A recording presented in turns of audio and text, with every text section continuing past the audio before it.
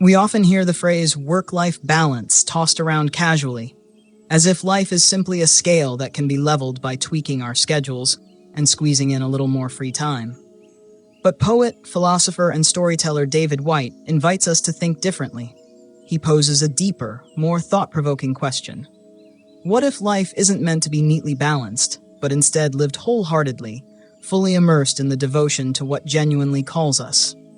Welcome back to Bix Book Summary. I'm Bix, and today we're exploring one of the most insightful and soul-nurturing books I've ever come across. The Three Marriages: Reimagining Work, Self, and Relationship by David Whyte. Now let me tell you up front, this isn't your usual self-help or productivity guide promising quick fixes or easy answers. Instead, it whispers rather than shouts. It gently takes you by the hand, looks you in the eye, and says, "You are far more than just your career. You're more than your closest relationships. You're more than your ambitions. Yet you can never feel truly complete without embracing each of these aspects wholeheartedly." David Whyte suggests that our lives are woven together by three powerful and sacred commitments, which he beautifully calls marriages. First, there's the marriage to our work, our craft, our purpose, our offering to the world, the very thing that fuels our sense of meaning and contribution. Second is the marriage we have with another person, our intimate relationships, those profound connections filled with love, joy, struggle, and growth. And third, perhaps most easily overlooked, is the marriage we have with ourselves, our inner life, our soul, our deepest truths and identities, which we sometimes neglect to nourish in the rush of daily life. These three marriages aren't meant to compete with each other or be balanced delicately like plates spinning on sticks. Instead, they're deeply interconnected. Sometimes they're beautifully aligned, dancing gracefully together. Other times they clash, pulling us in different directions, creating tension and confusion. But no matter what, they're always present, always shaping our personal narratives, always calling for our authentic presence. This book isn't about rearranging your calendar to make everything fit nicely. It's about radically reimagining your perspective on life itself. David Whyte doesn't offer easy-to-follow instructions. Instead, he gifts us with poignant stories, reflective questions, stirring poems, and insightful observations, encouraging us to examine how genuinely and fully we're living our lives. So throughout this video, we'll embark on a thoughtful and heartfelt journey through these three marriages.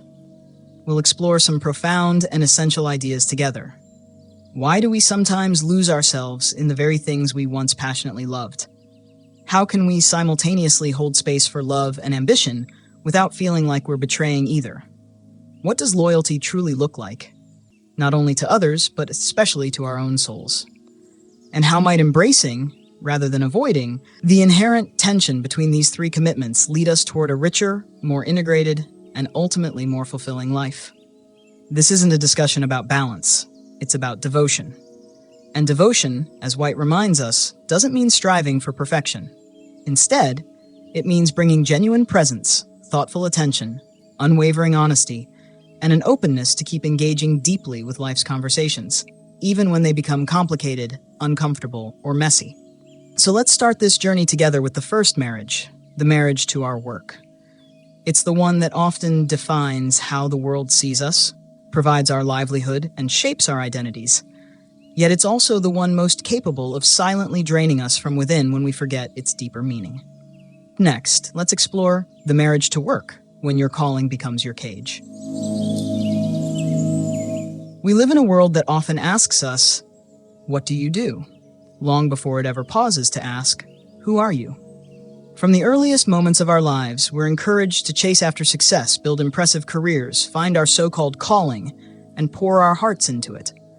And when we do finally discover something that excites us, challenges us, and fills our lives with a profound sense of purpose, it truly feels like magic. But what happens when that magic begins to fade? When the very thing we once loved, the very dream we chased, slowly becomes a heavy burden we carry each day?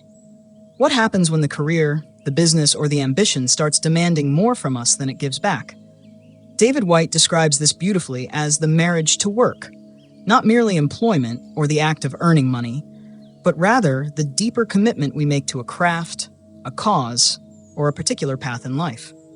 Work, according to Whyte, isn't simply a transactional exchange of time for income.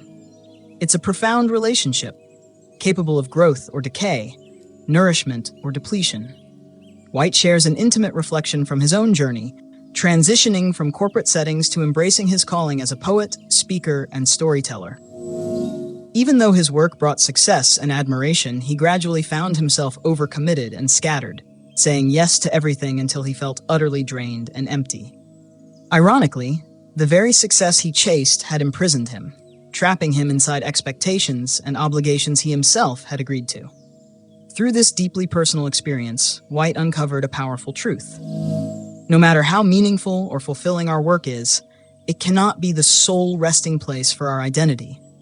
When we invest everything we have into work while neglecting our own hearts, our relationships, and our inner world, we haven't achieved true success. We've sacrificed vital pieces of ourselves along the way. Yet Whyte isn't urging us to abandon our ambitions or disengage from meaningful work. Instead, he's inviting us to reimagine our approach entirely, to see our work not as a rigid contract, but as an evolving conversation. A dialogue in which we continuously check in with ourselves, asking sincerely, is this still true for me? Am I truly present and authentic in what I do? Or am I simply acting out a version of myself that others expect to see? Whyte gently reminds us that truly meaningful work often demands risk. Taking a step back when society insists we move forward, saying no when the world expects a yes, and trusting deeply that who we are is just as essential as what we produce.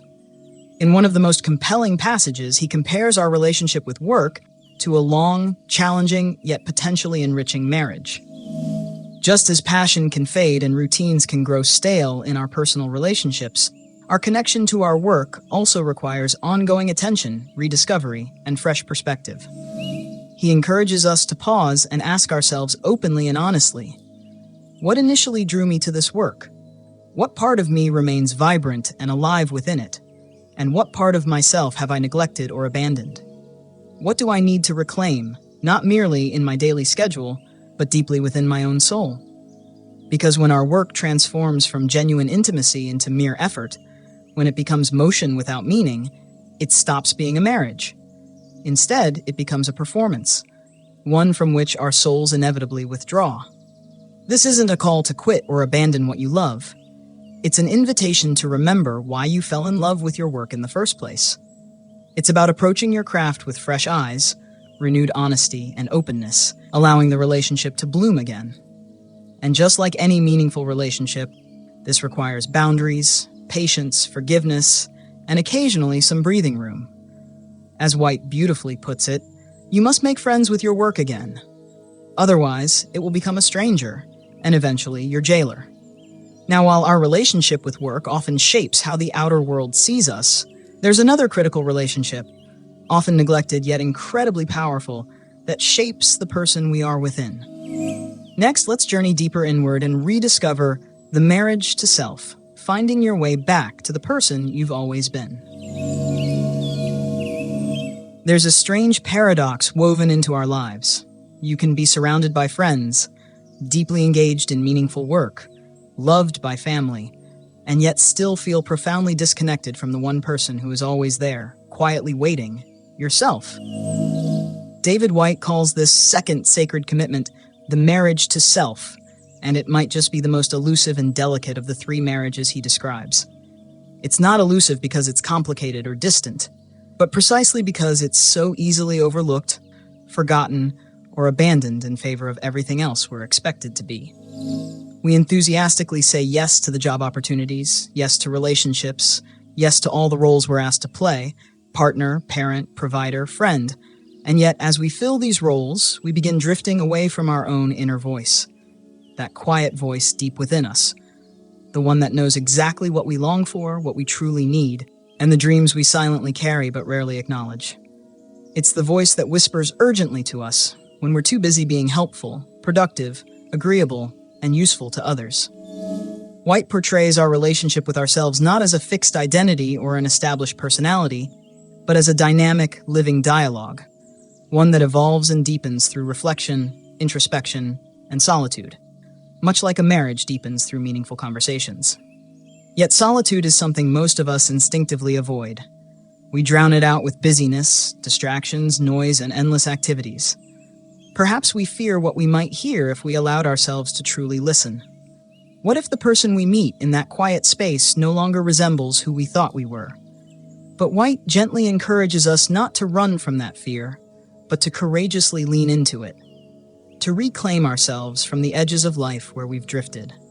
He shares his own journey of rediscovery through stories of solitary walks in the wilderness, long stretches of silence where clarity slowly emerged, allowing him to reconnect with his innermost truths. In those quiet moments, he learned that self-discovery doesn't happen through grand gestures or loud declarations. It unfolds gently through small acts of paying attention, through pauses, and through the humble admission that sometimes we lose our way. Whyte beautifully describes the self as more than simply who you are today. It's also who you're steadily becoming. It's the unfinished conversation between your past experiences, your present reality, and the vast potential that lies ahead. And just like any significant relationship, if you don't regularly show up for it with intention and care, it begins to fade quietly into the background. We often talk about self-discovery as a journey towards something unknown, but Whyte reframes it in a powerful way. You don't discover the self, you return to it. You journey back toward the person you have always been at your core, reconnecting with the parts of you that existed long before the world instructed you on who to be. This marriage, Whyte emphasizes, isn't selfish, essential. You can't authentically give yourself to your career, your ambitions, or even to someone else if you've lost touch with your own truth, your own heartbeat. Neglecting our inner marriage leaves us restless, anxious, constantly seeking validation in external achievements, relationships, or material success. But no matter how much we accomplish, no matter how deeply we're loved by others, none of it truly fills the void left by self-abandonment. So how do we nurture and renew this sacred relationship? It begins simply by listening. By deliberately creating moments to be alone without feeling lonely, we carve out space for creativity, reflection, and stillness, time reserved for questions that have no easy answers, but hold great meaning. We reignite curiosity about our own lives, wondering again what truly matters, what quietly fulfills us. David Whyte gently reminds us that the real work in this marriage is learning to stand still in our own presence. It's the courage to stop running away, to simply sit with who we are right now, without judgment, without performing, without trying to fix or hide anything. Just honest, quiet presence. In that deep stillness, something remarkable begins to happen. You start to remember. You remember the dreams you once had, quietly set aside along life's busy path. You remember truths you were afraid to speak aloud. You remember the parts of yourself you silenced to make others feel comfortable or proud. This, Whyte tells us, is the sacred task, to return to ourselves gently, without judgment or blame. To come back with wonder rather than regret, saying to yourself with kindness, "I see you. I've missed you. Let's begin again." Because it's only when you're deeply rooted in your own truth and inner world that you can genuinely engage with the other two marriages, with your work, and perhaps most importantly, with your partner.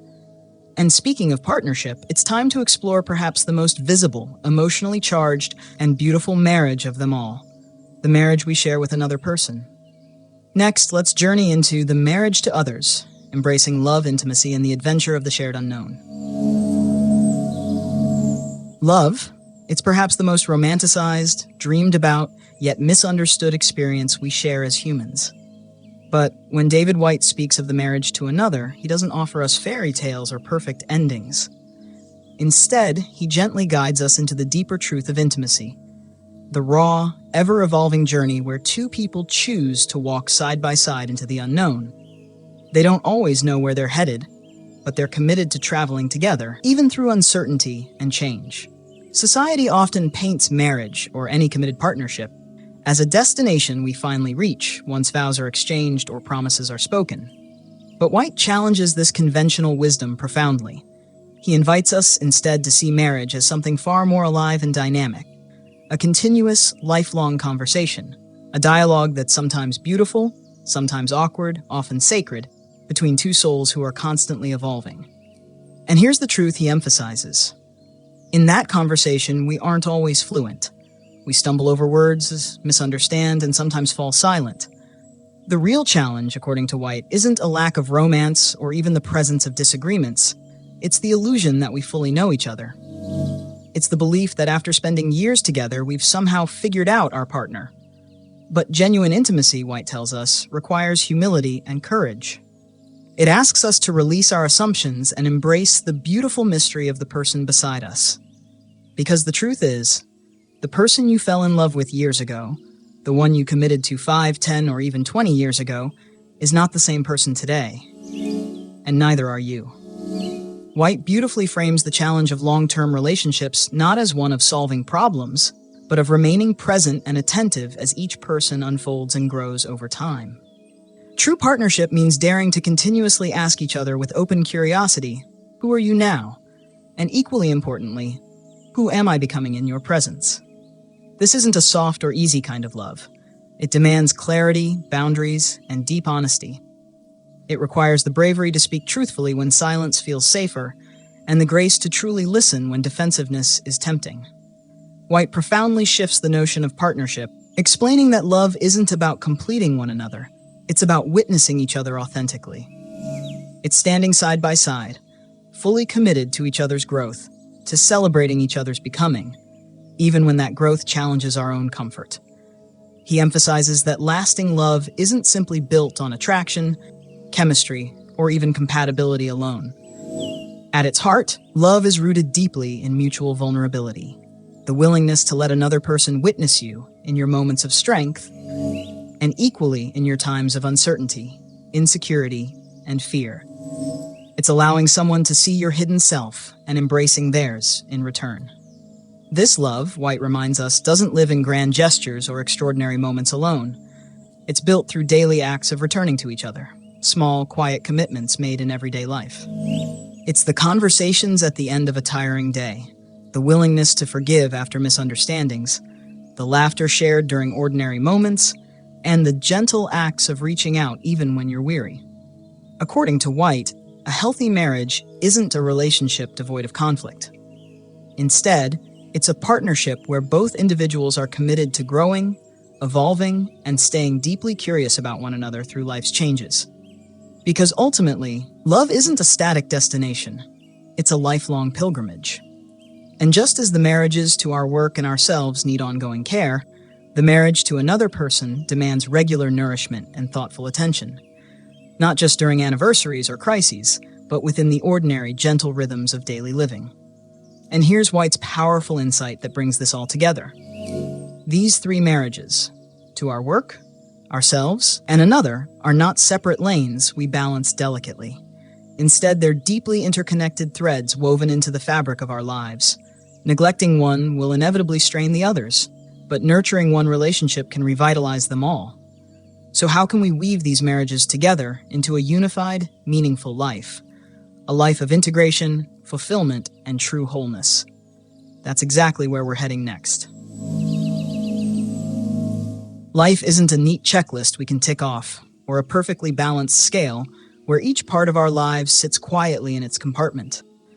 Rather, life is more like a beautifully intricate braid, each strand representing our work, our relationships, and our inner selves, weaving together, influencing one another, shaping who we are in every moment. In the three marriages, David Whyte doesn't offer quick fixes or simplified formulas for happiness. Instead, he gifts us something far more profound, a fresh way of seeing and understanding our lives. He gently nudges us to realize that these parts of ourselves we so often try to separate or compartmentalize are, in fact, deeply interconnected, inseparable threads. You can't pour your heart and soul into your career without it touching your inner world. You can't dive deeply into a meaningful relationship if you've abandoned the essential connection with yourself.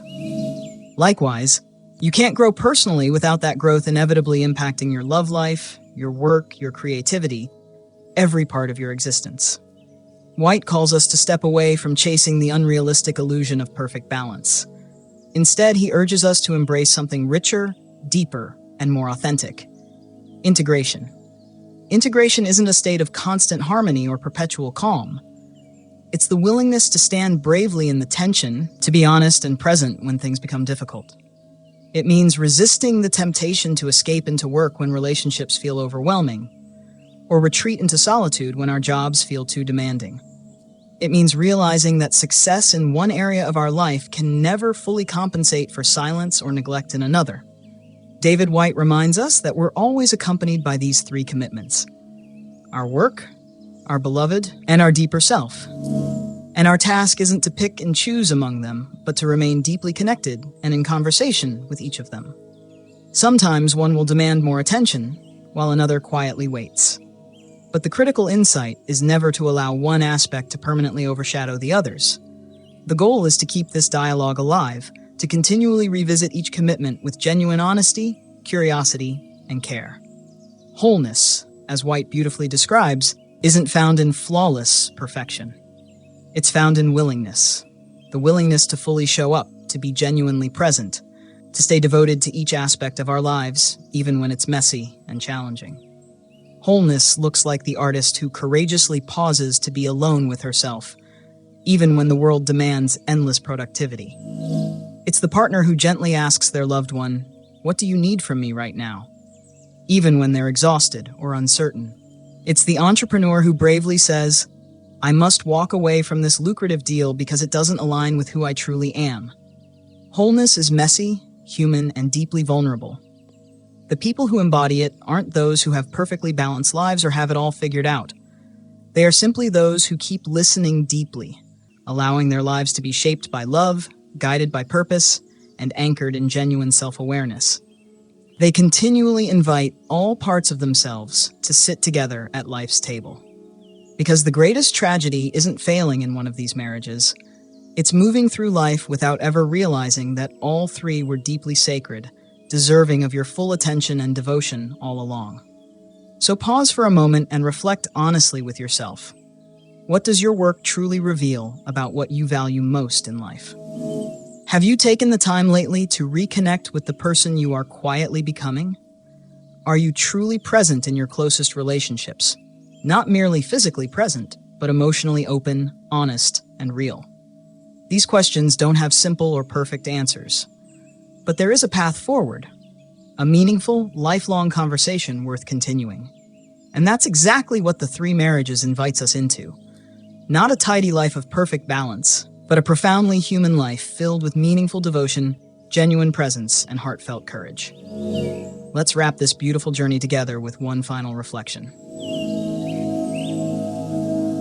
At the heart of the Three Marriages, David Whyte gently yet radically reminds us that we're not here to achieve some perfectly balanced life. We're here to fully embrace and deeply live the life we've been given, with sincerity, devotion, and wholehearted presence.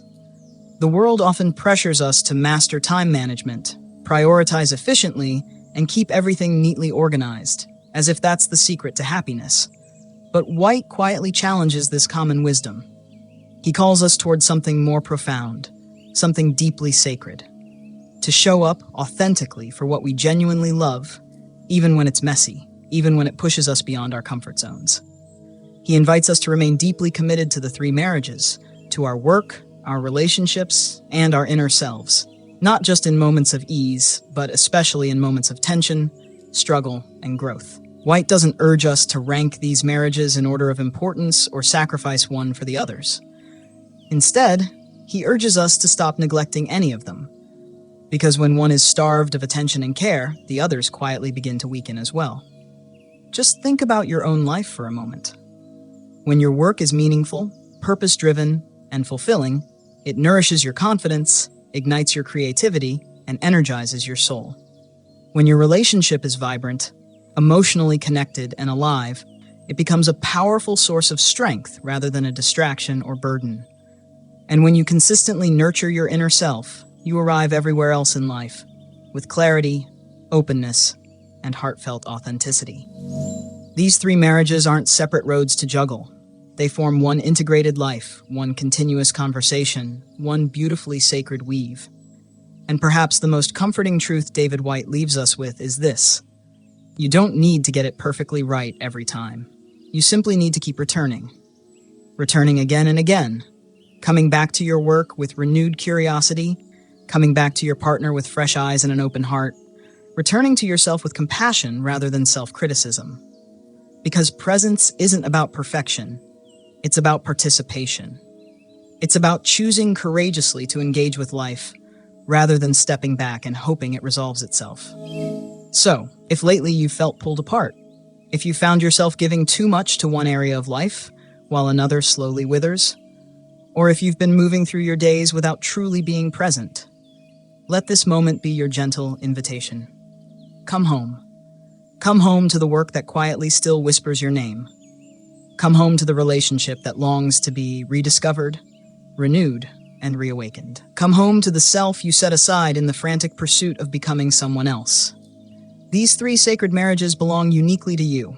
They're not always easy, they don't always make perfect sense, but they are yours. Yours to nurture, yours to deepen, yours to continuously reimagine and bring to life. And as Whyte beautifully reminds us, the goodness of your life isn't measured by how balanced it appears, but by how deeply you engage with it. By the willingness you bring to stay present, to remain honest, and to stay devoted to the conversation with yourself, with your loved ones, and with the meaningful work that shapes the world through your unique contributions. So, let me gently ask you, which of the 3 marriages have you been neglecting? And what's one small, loving step you could take today to return, not from obligation, but from genuine devotion? If these words resonated with you, don't forget to like, comment, and subscribe to Bix Book Summary. Your support truly means the world to me. And if you'd love to explore the poetic, soul-stirring wisdom of David Whyte for yourself, check out the link in the description to grab your own copy of The 3 Marriages. I promise, it's a journey well worth taking. Until next time, stay present, stay honest, and keep gently returning to the life that is uniquely yours.